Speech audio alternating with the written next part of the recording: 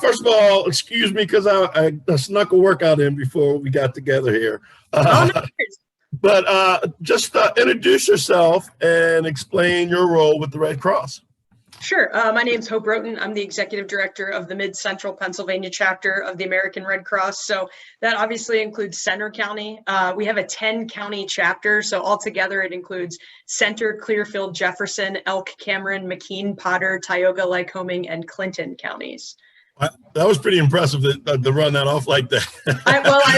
We had some territory realignment last spring, so I thought to myself, if I can memorize them clockwise, perhaps I'll never forget them. And there you go.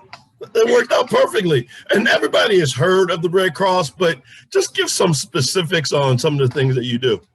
You're 100% right. And usually when I talk to people, people know different pieces of the Red Cross. And I always joke, I grew up swimming competitively. So I got into lifeguarding, and then I was teaching lifeguarding, CPR, first aid. And when I started working here, I just thought we were the CPR people. I had no idea. My first week, people were talking about deploying to disasters. And I said, what? So I really didn't know. So we do lots of different things at the Red Cross. And the mission of the Red Cross is to prevent and alleviate human suffering in the face of emergencies. And really, we break that into two different areas through mobilizing our volunteers. And our workforce is actually 90% volunteer, and through the generosity of our donors. So we do disaster services. So certainly locally, if you've obviously see on the news, large scale hurricanes, wildfires, we're there as well. We assist with military members, veterans, and their families. We are responsible for about 40% of the nation's blood supply. Like I talked about, training, CPR, AED, first aid, lifeguarding, babysitting. So that's a lot. I think we could be an organization that just focuses on any one of those things, but certainly there's a lot of meat to all of those programs. And how did you get involved, or what made you want to get involved with the Red Cross? So I was actually a social studies teacher before for just a couple years. And I ended up going back to school to get my master's in public administration. And talk about positive peer pressure. One of my friends at the time was working at the Red Cross, and she said, we were talking and somebody said, hey, do you have a friend, like somebody who kind of has the same passion for you that would want to work here? And she said, well, I do. So I'm actually from Lancaster County. I got my start down in that local chapter, which is the Central PA chapter. So I've been with the Red Cross about 6.5 years. I started in fund development, and I was in that for a very short amount of time. And then actually spent 2.5 years in our disaster cycle services.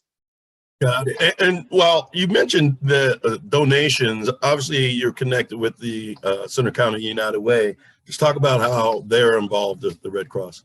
Absolutely. So like I said, we do rely on the generosity of our donors. The Red Cross is funded through corporations, individuals, foundations, and then federated or United Way dollars. So being a partner agency is great. Certainly, I really feel like I have a really good kind of thumb on what's going on here in Center County. The staff at the United Way has always been great to work with. We, as a staff, love doing Day of Caring and being involved in all that that the United Way brings to our community. So you mentioned the Day of Caring. That's obviously one of the big pushes you have in Center County. What are some of the other things in Center County specifically? I'm guessing blood drive? Absolutely. We are fortunate. We collect a lot of blood here in Center County. Last year, I believe it was 463 blood drives that we hosted in the fiscal year. So, and interestingly enough, and again, people know us for lots of different things. So some people might not know that we do blood or just how prevalent the need for blood is. Once every 2 seconds, somebody in our country needs blood, and blood can't be manufactured. So we have to maintain this very robust, safe blood supply, and we can only do that through voluntary donations. So when you think about that, that's pretty crazy to think that we're able to do that all through voluntary donations. Yeah, I mean, that's big time. And you, again, with the volunteers, if someone wanted to get involved with the United Way, how would they do that? So wanting to volunteer with the Red Cross, so anytime anyone says that, I always say, if you have an interest, we definitely have a position for you. So within any of these lines of service, I mean, we literally have hundreds of volunteering opportunities. So you can visit redcross.org/volunteer, and you can you can see a lot of our volunteer opportunities, fill out a volunteer application online. Yeah, I said United Way. I meant Red Cross, I know but what you meant, it's one and the same. How did COVID affect you guys? I think what was the tagline I've been using? The mission of the things, how was it? The things that we do have changed, but the mission of the Red Cross remains the same.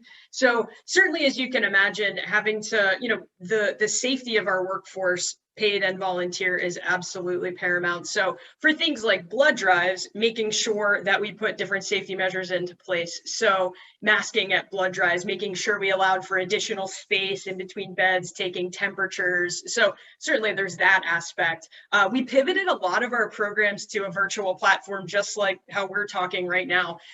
So whether it was disaster preparedness presentations, so we do youth preparedness, we have 2 youth preparedness programs. We also have Be Red Cross Ready, which is grades 6 through adult, hands-only CPR. So we're doing all of these things online. And so certainly that it's not in person. But I think just being able to get that message out there is really important. Same with disaster response. We were utilizing technology. So if, God forbid, there was a home fire or any type of local disaster, we were using FaceTime or Zoom or Microsoft Teams and talking to the client, and then arranging for a safe drop-off of financial assistance and any type of supplies that we might be delivering. Yeah, so you mentioned the word message. For anyone that would be watching us right now, what would be the message that you'd love to get out there?